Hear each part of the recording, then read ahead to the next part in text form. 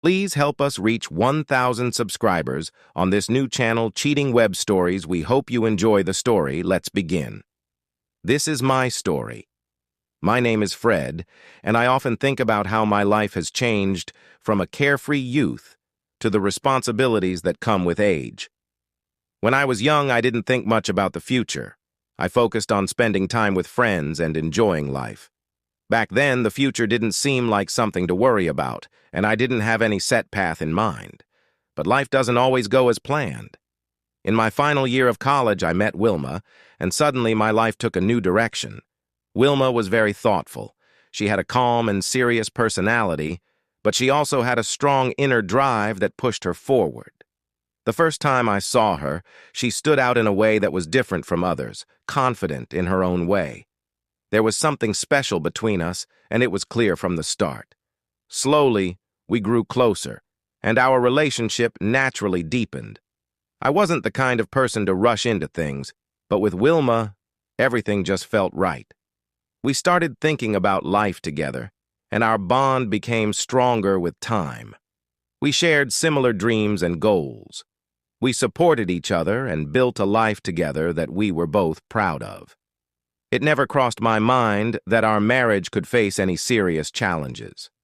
Now, Wilma and I have been married for almost 25 years. On the surface, everything seemed perfect. We had a wonderful daughter, Nancy, who had just graduated from college and was about to start a job in Washington, D.C. We lived in Richmond, just a few hours away from D.C., and we were excited about this new chapter in her life. Our family journey appeared to be a happy one, but as time passed, we started taking each other for granted. I had been in relationships before Wilma, but none of them were as deep as the one I had with her. People would often say that Wilma was kind and sweet, and it was true. However, she also had an Irish temper. When she felt strongly about something, she stuck to her beliefs, no matter what. Over the years, we developed a routine in our relationship. I worked in retail, and Wilma had a long career in the city's code department. She found satisfaction and joy in her job, and my career was also moving forward. When our daughter Nancy was born, Wilma spent the first 5 years at home taking care of her. After that, she went back to work, and we continued to balance our personal and professional lives. We faced some challenges, but we handled them together. We moved back to our hometown and settled down there. I had other job offers, but Wilma didn't want to move because her mom still lived in the area. Both of my parents had passed away by then, which was tough for me, but Wilma and Nancy were there to support me. Wilma had a deep affection for my parents, and their passing was a loss for her as well. After being married for so long, it's easy to take each other for granted, and maybe that's what happened between Wilma and me. When our daughter went off to college and was preparing to leave for good, I thought it was the perfect time to reignite our relationship. I started taking Wilma on weekly dinner dates, hoping to bring some excitement back into our love life. But as time went on, I noticed small changes in Wilma that began to worry me. I had never thought Wilma would put our marriage in jeopardy. She had always done the right thing, and I trusted her completely. She handled the bills, took care of the house, and we always made decisions together when it came to big purchases. My job required long hours, especially during the Christmas season. As an assistant manager, I would often work 60-hour weeks, while Wilma usually had time off during the holidays.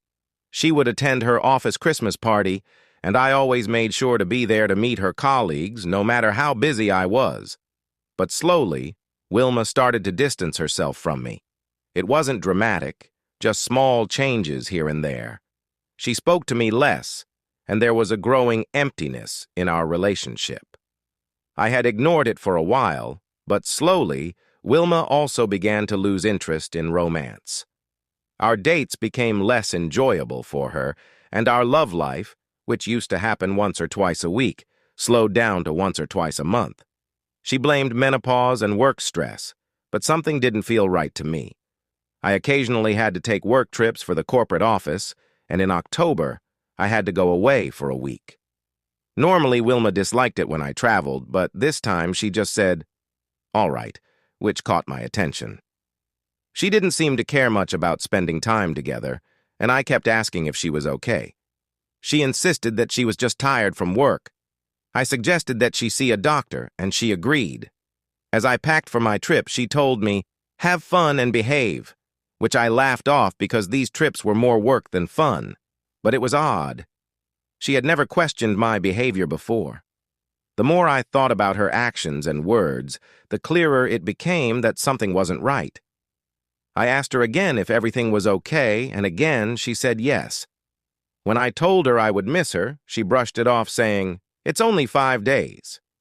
Normally, she didn't like sleeping alone, and suddenly I worried that maybe she wouldn't be sleeping alone. The weekend before my Sunday afternoon flight, which would bring me back by Friday evening, I kept a closer eye on her. I called her friend Beth, who just mentioned that Wilma seemed tired. Then I talked to her co-worker Sally, who mentioned that a new manager, Barney Rubble, had recently joined their department.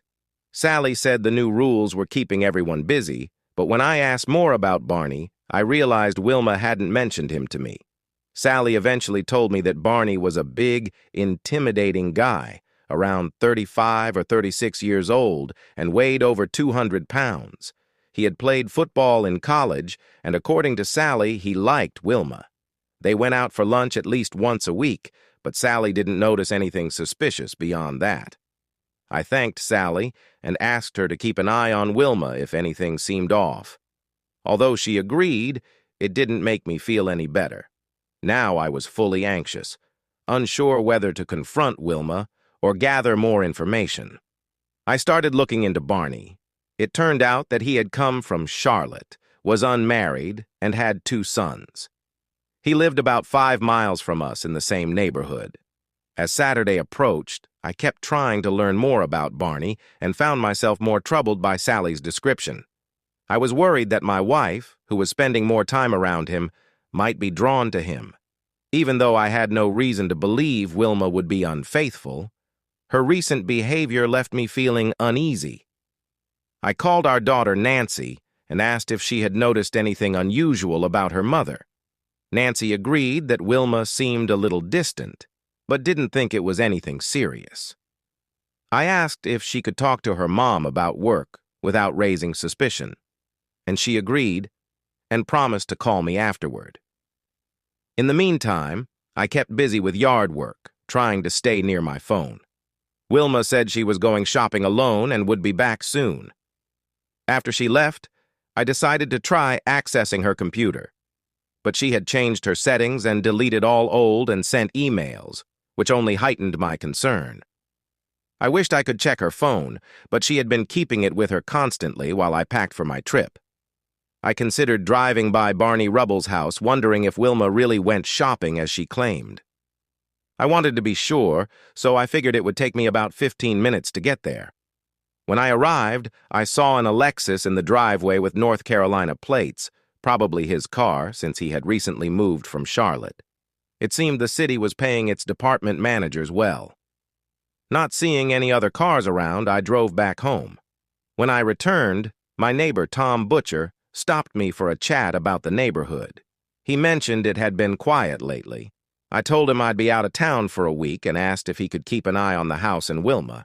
He agreed, and I headed inside. Once inside, I started doing laundry to prepare for my trip. I usually do my laundry with Wilma's, but as I was going through the hamper, I found some new, sexy bras and underwear that I hadn't seen before. It felt like another troubling sign. In our marriage, Wilma would often joke that I didn't notice her clothes, but I was sure this lingerie was new.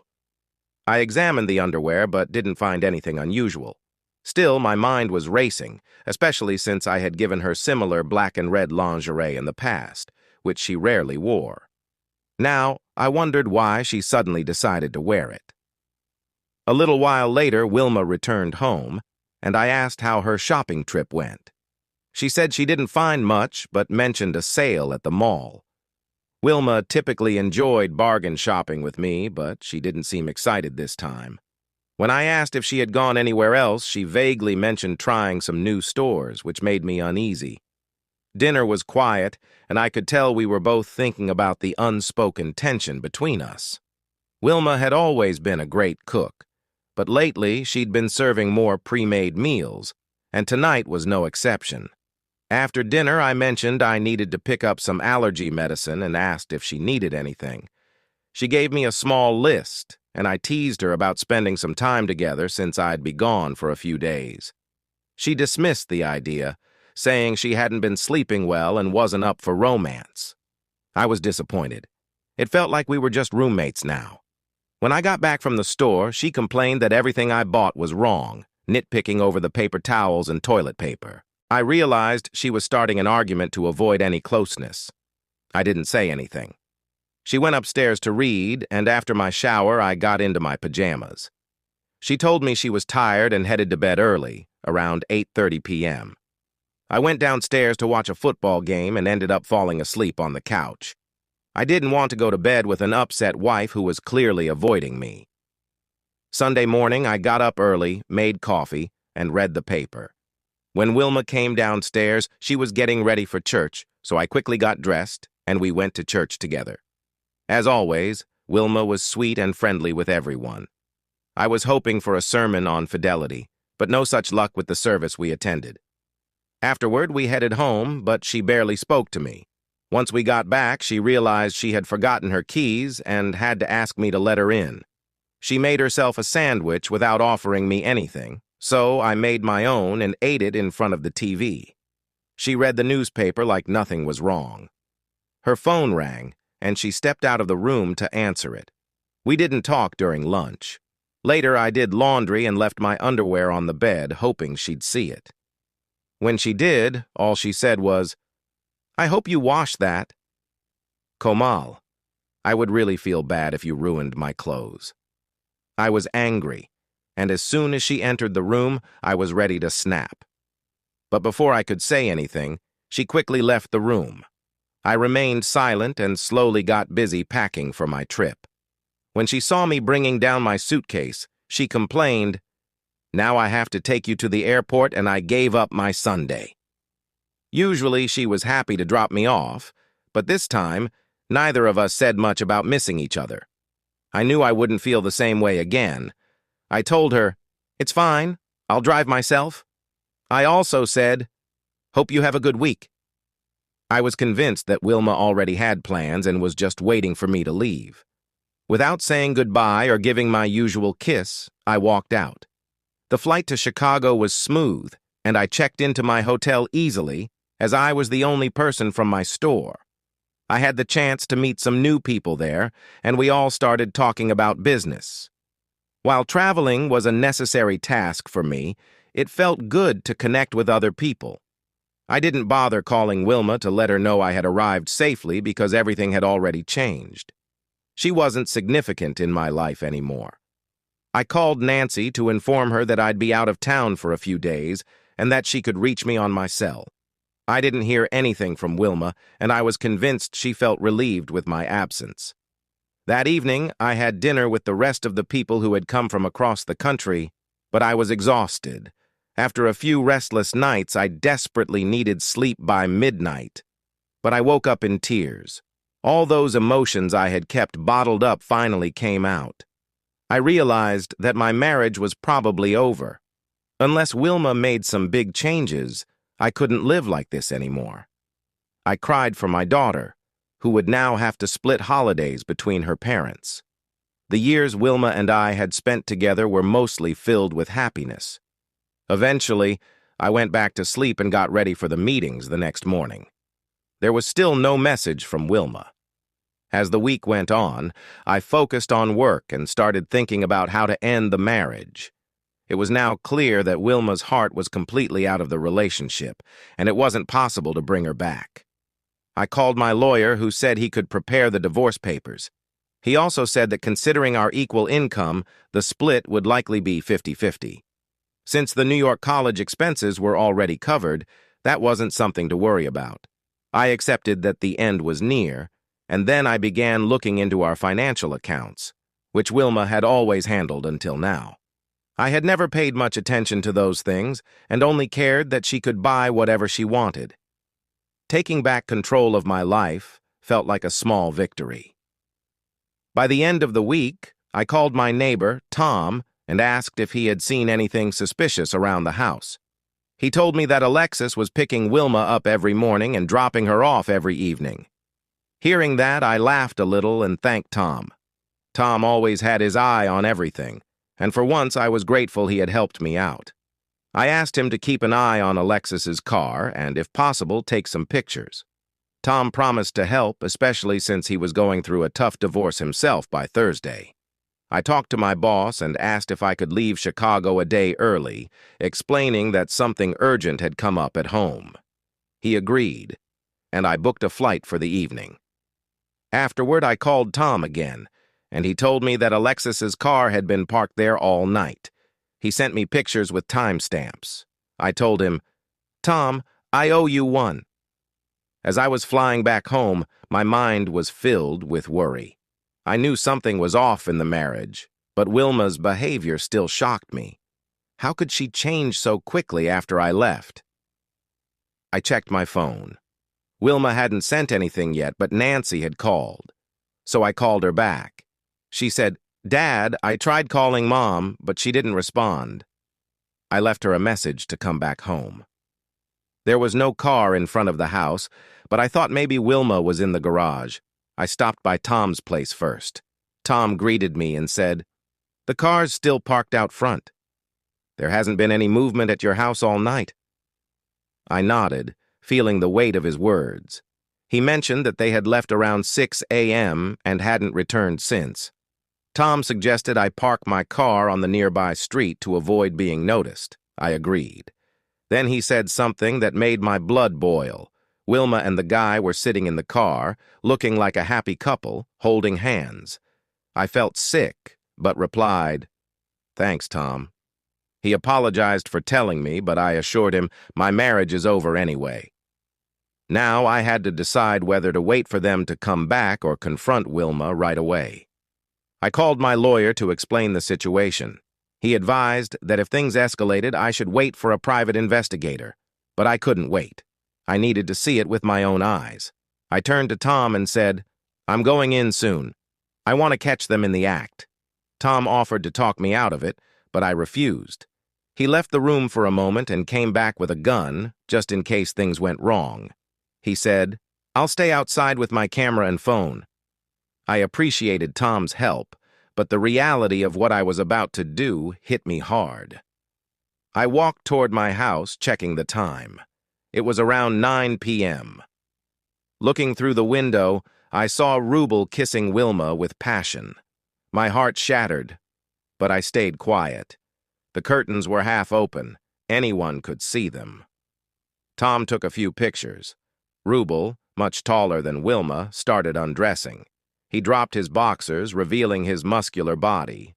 Wilma, smiling, started taking off her blouse and pants. She was wearing red lingerie, the same set I had seen before. Any remaining hope I had was now gone.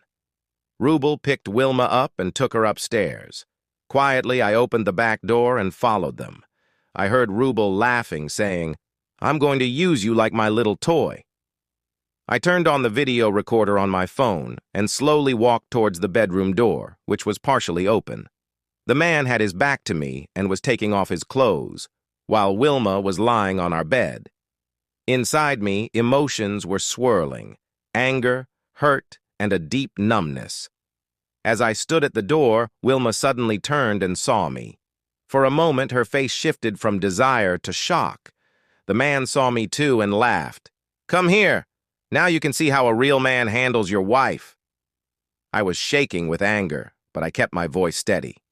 "Both of you, nobody disrespects me in my own house." The man smirked and said, "What are you going to do about it?" I calmly asked, "How much do you weigh?" He proudly answered, "I'm 225 pounds and 6 feet 3 inches tall, and I've got something you'll never have." I nodded and said, "Do you run? Stay in shape?" He looked confused but responded, "Yeah, I run." "Good," I said, pulling out my weapon, "because now you're going to need to run." Wilma screamed, and the man's confidence evaporated in an instant. He pleaded, "Hey man, don't do anything crazy." I ordered him, "Sit down on the floor now." He dropped to his knees while Wilma was sobbing. I asked him, "How many times have you slept with my wife?" He stammered, "5 times." I nodded and asked, "When was the first time?" He nervously replied, "Monday night." Seeing Wilma panicking, I commanded, "Put your head down on the floor and don't move." I laughed bitterly. "Where's all that confidence now?" I pointed the gun toward him. "I could pull the trigger and you won't die, but it won't be fun for you either." The man started shaking, clearly ashamed of his situation. I told him to get dressed, still laughing at the absurdity of it all. "You thought you'd just walk out of here?" I warned him. "I've got this all on video. If either of you causes any trouble, I'll make sure it gets out." Both of them nodded frantically. Once he was dressed, I told him to leave. Before he went out the door, I gave him one last warning: "Don't mess around with someone else's wife again." He nodded and left, leaving me and my tearful wife alone. I then told Wilma, "Go make some coffee downstairs and then we'll talk." A little while later, she came down. I gave her some coffee and we sat down.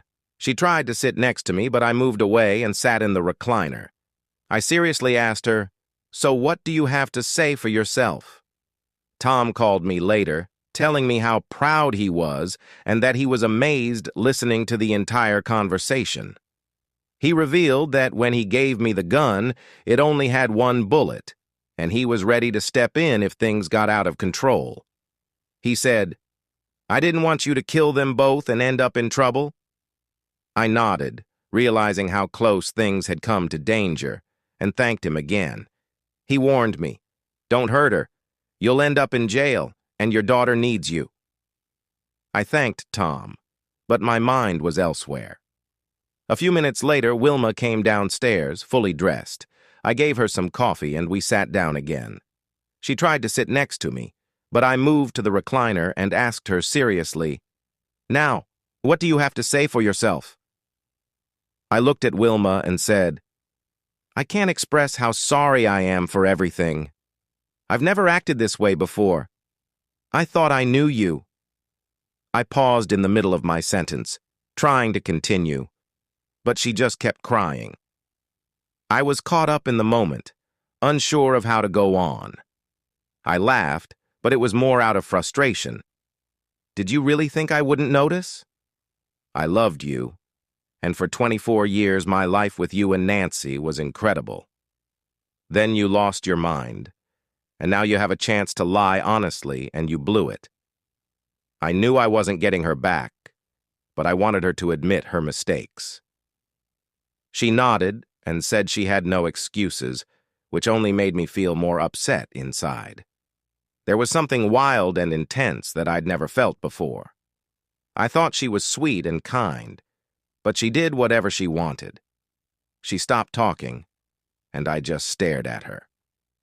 "I know this sounds stupid," she said, "but I acted like a teenager that day. I said 5 therapy sessions and don't forget about fumbling and lunch. Your colleagues saw all of it. They know what's going on." She was gasping for breath. "I never thought they'd notice," she said. "They did," I replied.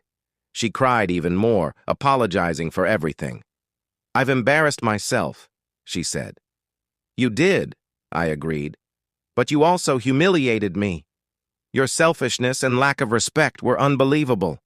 I never thought someone who claimed to love me would treat me like this." I started crying. She tried to come closer, but I stopped her. "Don't come near me," I said. "You've ignored me for weeks, didn't even call me once when I was away. You got so caught up with your lover that you didn't remember the man who stood by you for 24 years. Shame on you, Wilma. I thought you'd love me until death do us part, for better or worse." I broke down, thinking about the future. Thanksgiving was next week, and now my poor Nancy would have to split every holiday between us. "Wilma, you've ruined everything."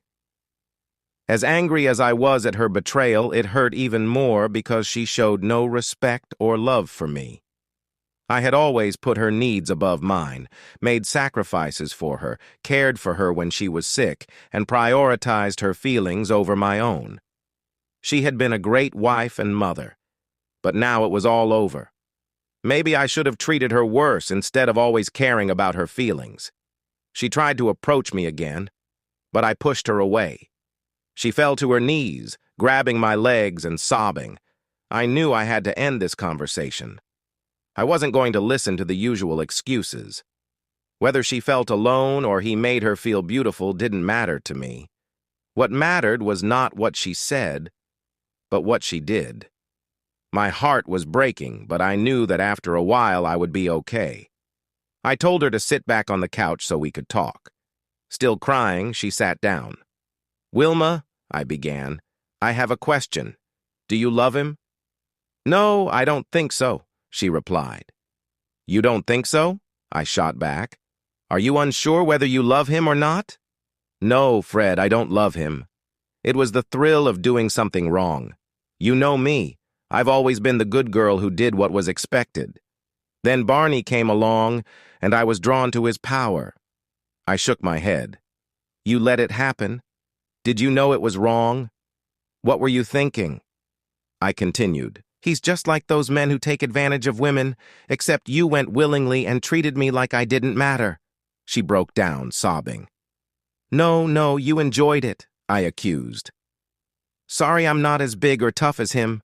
If you wanted me to treat you like that, you could have told me." She cried even harder. "I've never been daring, and I wanted to try new things," she admitted. "Remember when I suggested spicing things up after Nancy left? I bought toys, oils, and outfits, but you rejected all of it. Were you waiting for the right person?" We sat in silence for a few minutes. "I'm going to take a shower," I told her. "We'll talk more afterward."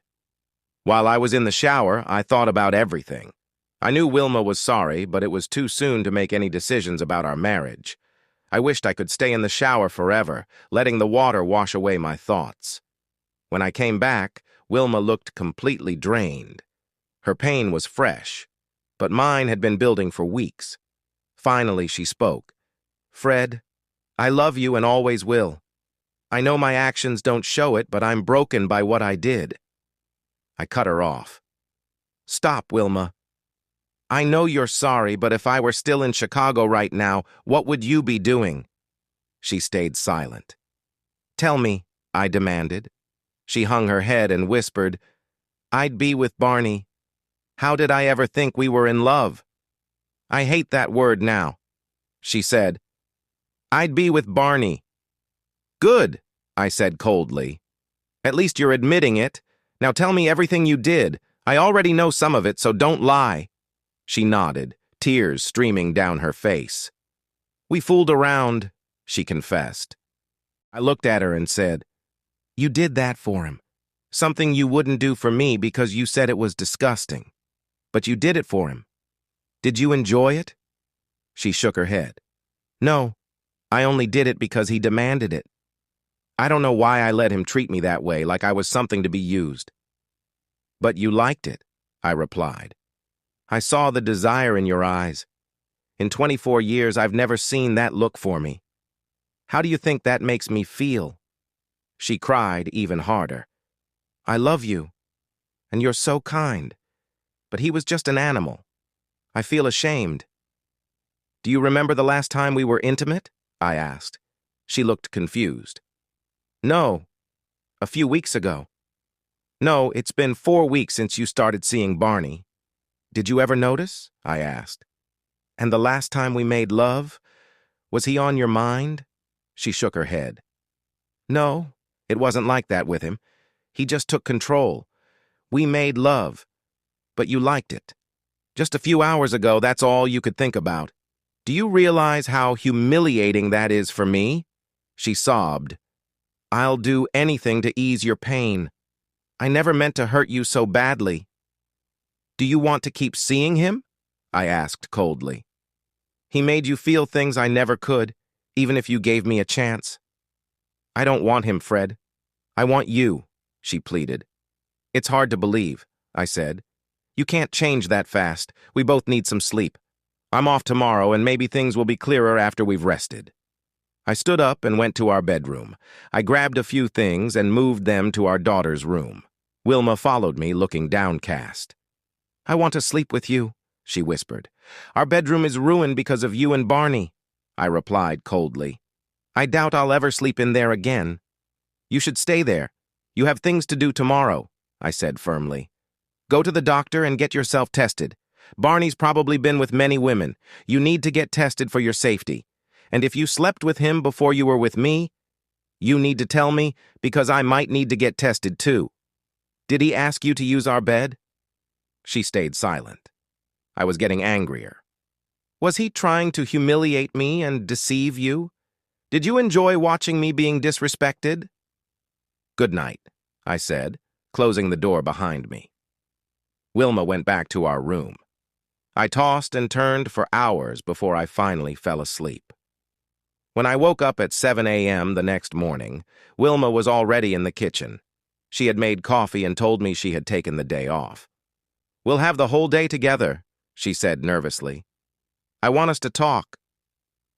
The thought of listening to her all day made me anxious, but I sat down for breakfast. We ate in silence until she said, "I'll get tested for STDs. I want to work through this with you." I sarcastically asked, "Do you still want to see your lover and keep it quiet? Just keep looking at him?" She looked shocked. "You want me to keep seeing him? Is that what you want?" "No," I replied. "He had you under his spell and you liked it. You're going to see him at work every day anyway, so nothing needs to change. You can keep enjoying him if that's what you want." She stared at me, tears in her eyes. "Why are you saying this? I want to be with you." "I think we should consider separating," I said.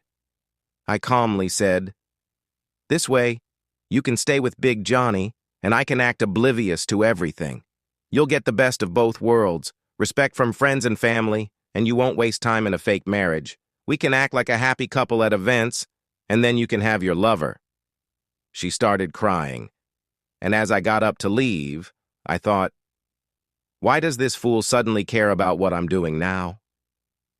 She hadn't cared for a while, and as I walked out, I realized none of it mattered anymore. I checked her phone, and there were no calls from Barney last night, but she could have used the landline. I left it and went to talk to my boss. After explaining everything, he was shocked and sympathetic. We discussed transferring me to another store, which would mean a raise and getting away from this nightmare. He said it could happen in a month or two. I then went to see my lawyer and told him my plan. We'd proceed with a standard separation and a 50-50 split. My intention was to move out within a week and wait for the transfer. I also changed all our bank accounts, canceled the joint cards, and withdrew half of the savings. We'd need Wilma's signature for our investments, so that would have to wait. It was straightforward, but still made me feel awful. Later, I went for a walk in the park, trying to clear my head. Wilma called me to say she had an appointment with the doctor and that she'd get the results in a few days. I told her I'd be home soon, but needed to talk to Nancy before making any final decisions.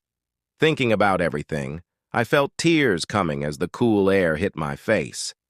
When I got home, the house didn't feel like home anymore. It was just a place. Wilma was dressed up nicely and looked nervous. "We need to move forward," she said. "Maybe we can fix our marriage." "All right, dear wife," I said sarcastically. "Tell me, how do we do that?" She suggested seeing Barney less and spending more time on us, maybe even counseling. When she finished, I asked, "Are you willing to show me all your communication with him? I want to see everything before we move forward." She looked uncomfortable. "I deleted them," she said. "How convenient," I replied. "Why did you do that?" "I didn't want you to see them," she admitted. "When did you delete them?" I pressed. "I wanted a fresh start. Anything that reminded me of Barney had to go," she said. "Smart move," I said, handing her a document. "This is a separation agreement from my lawyer. If you want someone to review it, feel free. I'll move out and I'll continue to help with the expenses." She paused for a moment before saying, I'd prefer to stay and try to fix this. I love you and I think we can work through it. No, I replied, knowing I wouldn't tell her about the transfer. She would never leave. We spent the rest of the day quietly working around the house. Wilma was busy talking to her mom about Thanksgiving and making plans to invite some friends. I didn't bother telling her that I wouldn't be joining this year. We ordered pizza and continued packing my things. She urged me to wait until after Thanksgiving before making any decisions, and I nodded without giving a real answer. The rest of the weekend dragged on. I slept in the other room, and she asked again if she could sleep with me. I told her no, saying we needed space. Monday came, and I took the day off without telling her. When Wilma left for work, I moved into a temporary motel for a few days, waiting for the news about my transfer. My regional boss was considering two options for me since I was an assistant manager, and one of them involved a promotion to store manager. A good friend of mine knew this move would be financially beneficial and help me get out of the toxic situation I was in. During lunch, I called Wilma's office and spoke to Sally. She was hesitant to talk, but I needed to know how Wilma had been acting at work. Sally mentioned that Wilma had been very quiet and kept to herself. She also mentioned that earlier, Wilma had spent about an hour in Barney's office and seemed upset afterward like she had been crying. Sally asked her if something was wrong, and Wilma admitted that her weekend had been rough and things were difficult between us. When Sally asked if it had anything to do with Barney, Wilma just nodded but didn't go into detail. I thanked Sally and, after waiting a bit, decided to call Wilma. I wanted to see if I could catch anything suspicious. When she answered, I asked, "Are you on lunch?" "Yes," she replied, with background noise suggesting she was at a restaurant. "Are you alone?" I pressed. "Yes," she said, "just having lunch and heading back." I wanted to believe her, but I called Sally again to double-check. Sally told me that Wilma had left about 25 minutes ago, so she was probably telling the truth. However, Sally also mentioned that after lunch, Wilma had been in the office for about 30 minutes. I thanked Sally again and tried not to think about Wilma for the rest of the day. Around 5 p.m., I got home. I had already made up my mind to talk to her. When she got back, I sat her down and said, "We need to talk. I'm moving out, and I think we should separate for a while to figure out what's next." She looked shocked. "Fred, I don't want that. I think we should stay together and work on this." "How can we fix it?" she asked. "Maybe we need time to see if we even want this marriage anymore," I replied. "No," she answered, even more shocked. "I don't want a divorce, Fred. Not at all. Since I confronted Barney, have you talked to him?" She hesitated before answering. "Yes, but we were just talking about work." "Please, Fred, don't do this. Let's just get through Thanksgiving first. Maybe it will help both of us." "I'm sorry," I said, softening a bit. "But I love Nancy, and I still think you want Barney. It's too painful being second to your lover. We need to talk to Nancy and let her know that we've decided to separate." Tears welled up in her eyes. "Please, Fred, don't tell her yet. She doesn't need to know." "We can't hide this from her," I insisted. I stood up, saying, "I should go. I'll stay in touch." I hugged her briefly, and as I left, she started crying. I settled into the motel and worked on a few things. I told Wilma she could call me if anything important came up, but otherwise we needed some space that night. I barely slept, tossing and turning, weighed down by everything. The next day, I threw myself into work. The holiday rush and Black Friday were approaching, which kept my mind off my personal problems. When I got back to the motel around 7 p.m., I checked my phone. There was a message from Wilma saying she loved me. I couldn't help but smirk at how ironic it all seemed. Later, she called me. "Thanksgiving dinner is at noon," she said hopefully. "Nancy's coming home tomorrow, and we've invited about 10 people. What time will you be here?" I took a deep breath and said, "I'm not coming, Wilma." There was silence on the other end, and then she hung up. After that, I called Nancy and told her the truth. that her mother and I had separated. She started crying, and I explained that her mom was seeing someone else. I didn't go into all the details, but I had to be honest. It wasn't easy for me, but I told her it was because of her mother's actions.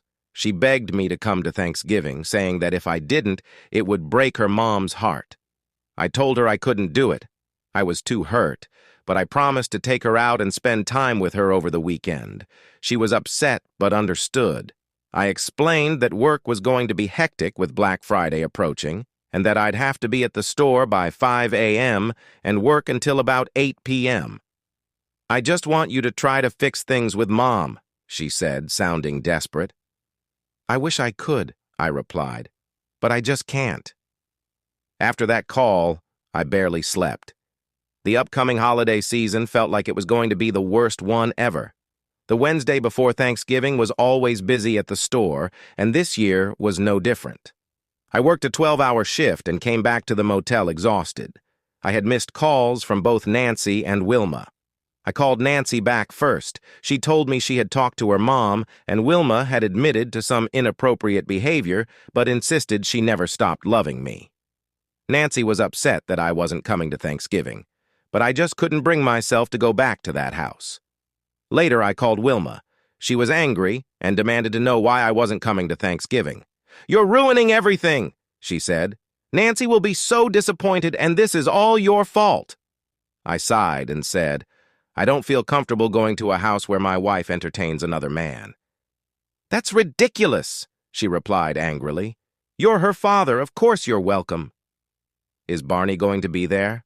I asked coldly. She hung up the phone, clearly frustrated. I decided to call Wilma's friend Beth.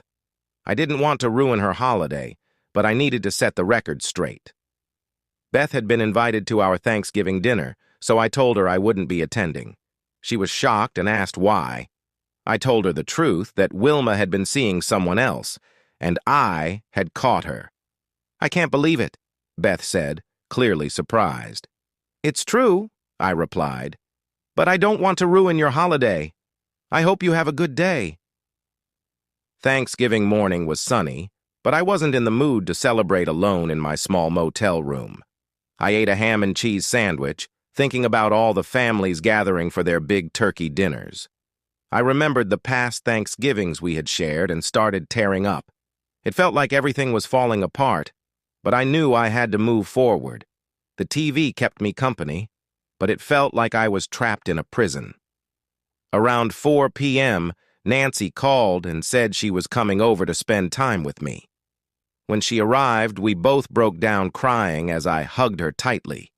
She told me she had spent most of the day with her mom, who had admitted to making mistakes, but Nancy hadn't shared everything about what her mother had done. "It's such a mess," she said. "I cried for 2 hours, and it was scary seeing everyone there without you." She explained that when she told everyone we had separated, they were all shocked. She didn't want to answer any questions, but said she was trying to work things out. It was a sad Thanksgiving. Wilma's mom was furious, and Nancy and I had a quiet dinner together. We talked about her school friends and her future plans. She told me she had a boyfriend I hadn't met yet and thought he might be the one. That made me smile for the first time that day. Although I was a little sad that she couldn't wait to graduate and start her first job, I told her about my possible transfer, but asked her not to tell her mom. Still, she realized that if I got the transfer, I'd never be able to return with Wilma. Since Wilma never moved after dinner, Nancy kissed me and left. Black Friday was tough. I arrived at the store at 5:30 a.m. and we opened at 7 a.m. The place was a mess. 2 employees didn't show up, a computer had crashed, and there were constant complaints about items being out of stock. It felt like I was going from one crisis to another, both at work and in my personal life. By the time I finally finished around 8 p.m., I was exhausted and returned to my motel. I had 10 messages, 1 from Wilma, 2 from Nancy, 5 from Wilma's mom, 1 from Beth, and 1 from my district manager. I called my manager first. He had good news. The store manager in Savannah was retiring, and he thought I'd be the perfect fit to take over. I told him I'd love to talk about it, but the position wouldn't be open until after the new year. I thanked him and looked forward to the opportunity. Then I called Nancy. She was excited because her boyfriend was coming into town on Saturday, and we made plans to go out for dinner. After that, I called Wilma. She said Thanksgiving was fine, but people kept asking about me. "It was your choice not to be there," she said angrily, and added, "I'm mad at you." She told Nancy I had found another girlfriend, which wasn't true. "You're my girlfriend," I said calmly. "I made a mistake, but don't downplay what you did." Wilma hung up on me angrily. Finally, I called my mother-in-law. She had always been kind to me, but I was a little nervous to talk to her this time. She wanted to know everything, and I didn't hold back. She listened carefully and then told me not to make any hasty decisions. She also said she enjoyed the dinner with Nancy, and her boyfriend had reached out.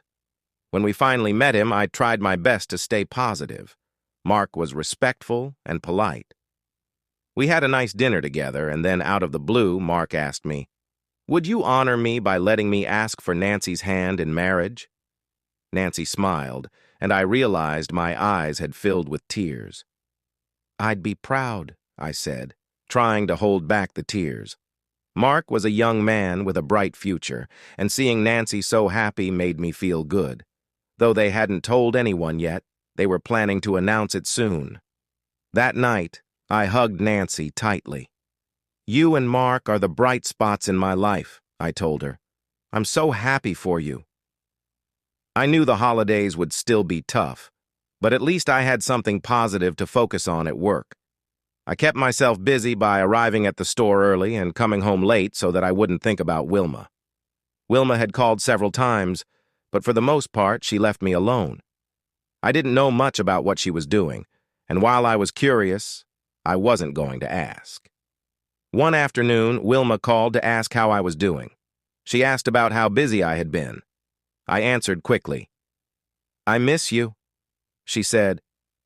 "I've been thinking a lot, and I hope we can work things out." I stayed silent.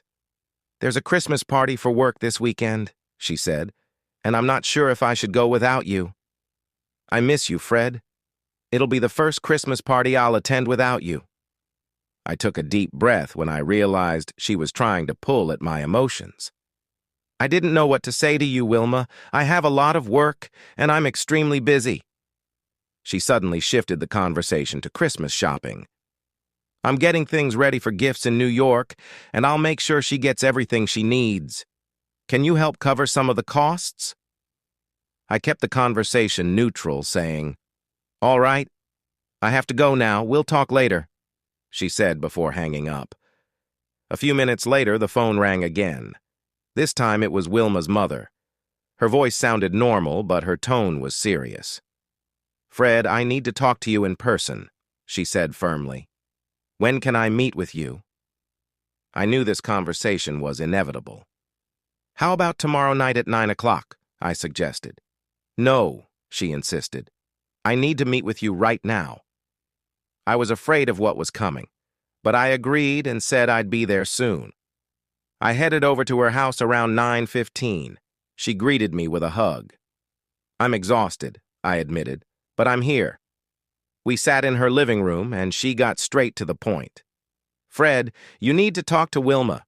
She's falling apart without you." I took a deep breath. "I understand, but it's not a good time," I replied. "I work long hours and barely have any free time." Just then, the front door opened, and Wilma walked in. I hadn't seen her since Thanksgiving, and a wave of mixed emotions hit me. She looked a little thinner, but still beautiful. My heart raced, but the anger quickly subsided. "Dear," Wilma's mom gently said, "this won't take long." Wilma rushed over and wrapped her arms tightly around my waist. "Fred," she said, "I know I hurt you, but I'm trying to make things right. I'm seeing a counselor, and it's helping me understand our issues." She pleaded with me.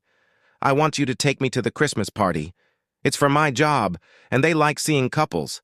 It could help me with work." "Wilma, you know I've been working long hours. It's really hard to get away right now," I replied, keeping my tone steady. If I go with you, won't it be awkward? I'm sure Barney would love to humiliate me again. Barney is a jerk. Don't worry about him. I care, she insisted. Please, Fred, just dinner and one dance. You can leave after dinner, but promise me one dance. Please, just one dance. I didn't know how I kept getting pulled into these situations. All right, I muttered. I'll think about it.